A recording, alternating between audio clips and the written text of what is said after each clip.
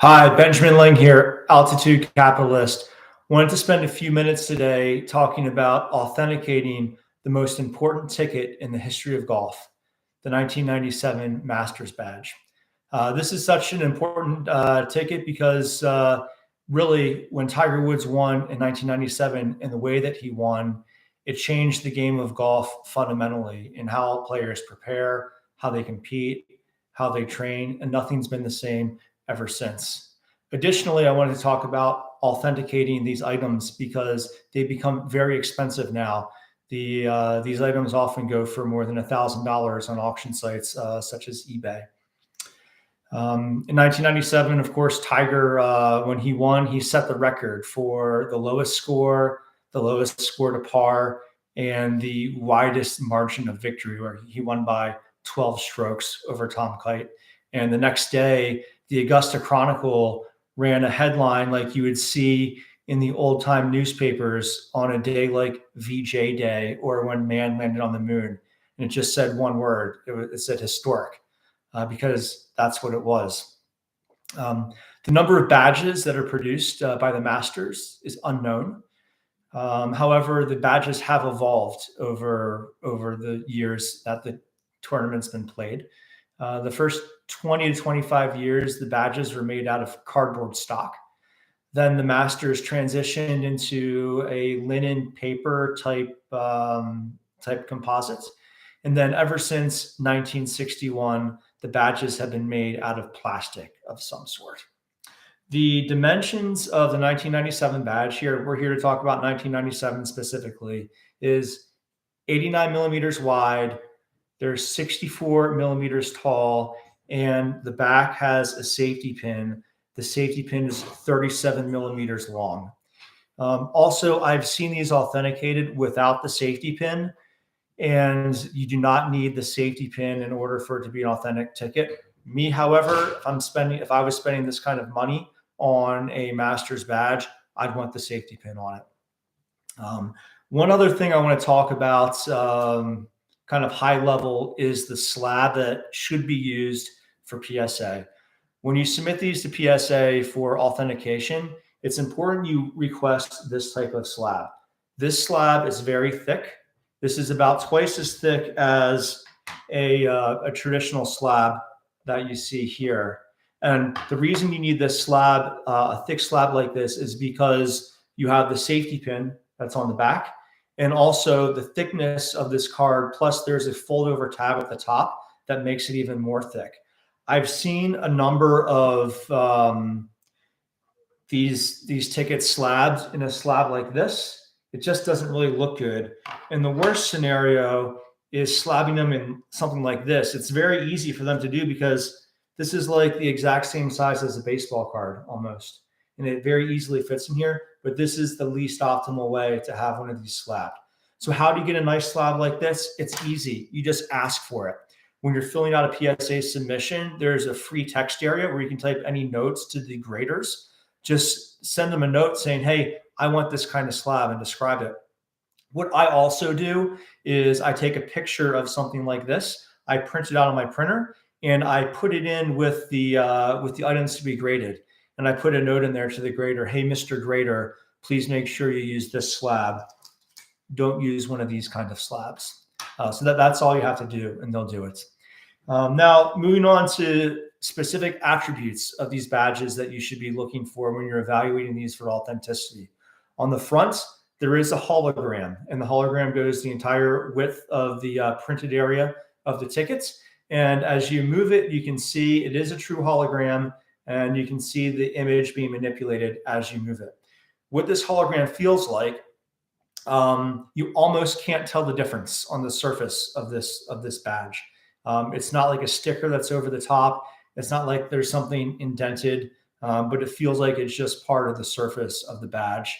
And something like this, and really anything that you're authenticating, of course, there's no greater training or practice than to be familiar with these and actually holding them and looking at them and just understanding, what they feel like. And so there's no better way to become a good authenticator than doing that.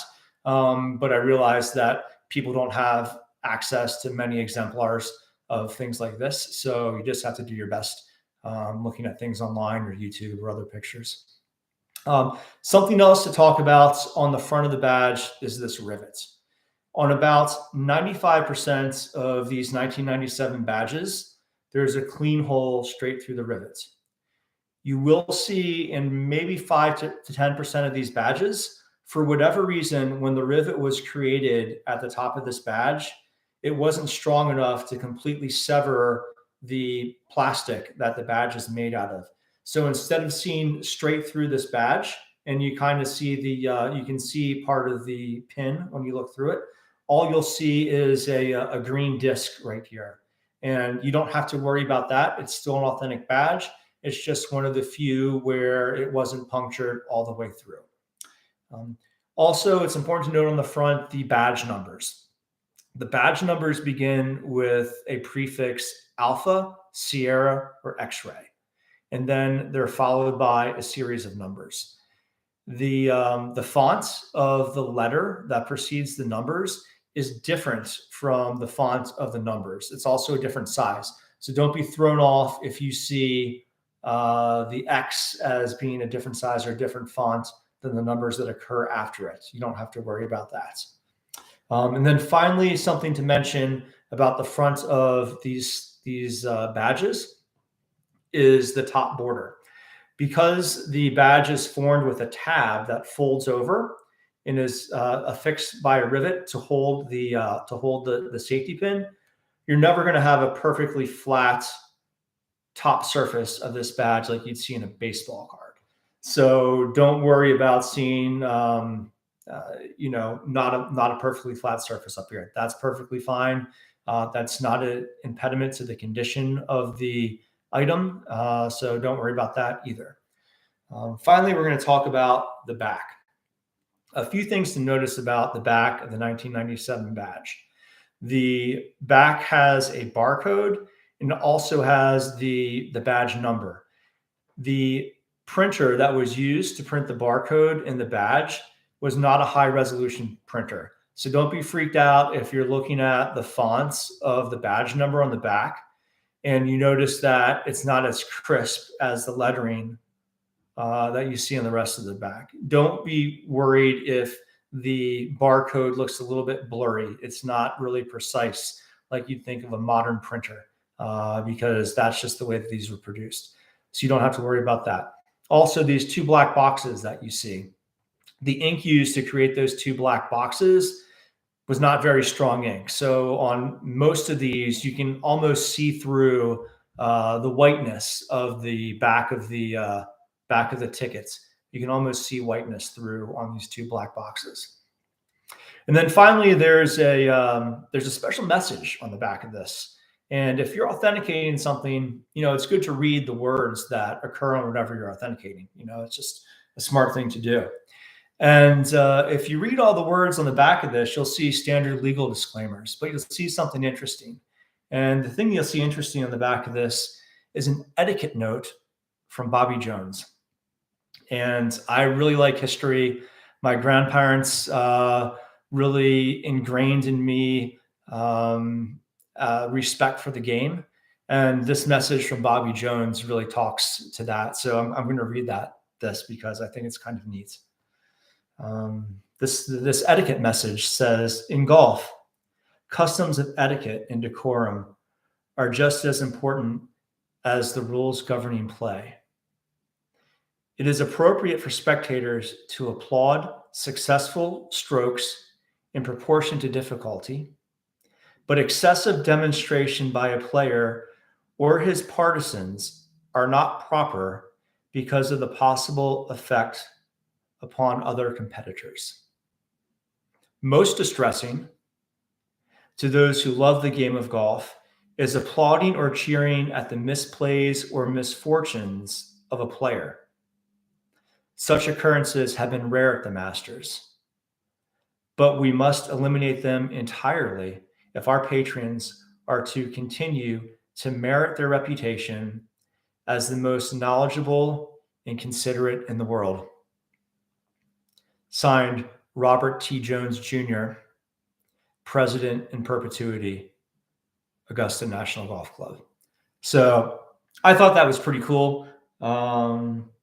Now, obviously, in the earlier badges from like the 60s, the ones that are shaped as a circle, there's not enough real estate on the back of these cards to say that. So I'm not sure what other badges have this message on them, but this is the message that's on the back of the badges in 97. I thought that was kind of cool. But I hope you guys enjoyed this short video about authenticating the 1997 Masters badges. This is the most important ticket in the history of golf, and it's important to understand what you're buying if you're going to shell out $1,000 plus for something like this. Thanks.